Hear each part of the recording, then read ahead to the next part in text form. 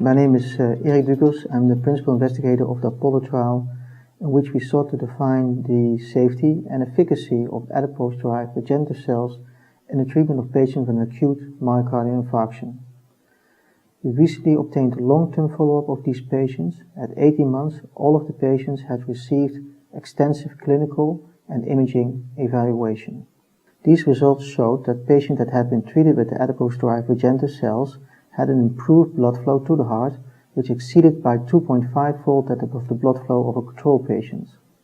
It also suggested that increased blood flow resulted in improved contractility of the heart of about 7%, which is comparable to the data found at 6-month time follow-up. Finally, improved blood flow, improved contractility also resulted in less rhythm disturbances in these patients. We found less ventricular tachyarrhythmia as well as less paraventricular systole in a patient that previously had been treated. This would suggest that this patient had less of developing heart failure. One of the major findings at 6-month time follow-up was that patients that had been treated with the adipose-derived regenerative cells had a remarkable more than 60% reduction of infarct size.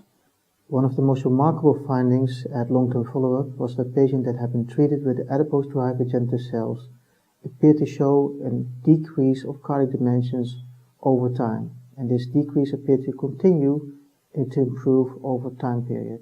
This is suggestive that these patients are protected for the development of heart failure.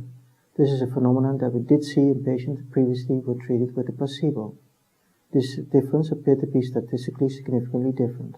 All these findings, as well as short-term 6-month time follow-up, as well as now on long-term at 18-month time follow-up, show that treatment with these adipose-derived regenerative cells resulted in a persistent benefit in patients that had been treated.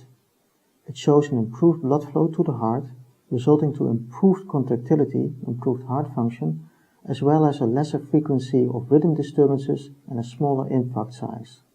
Now, on long term, we find that patients that have been treated with the adipose-derived regenerative cells have a continued benefit in the dilatation of cardiac dimensions.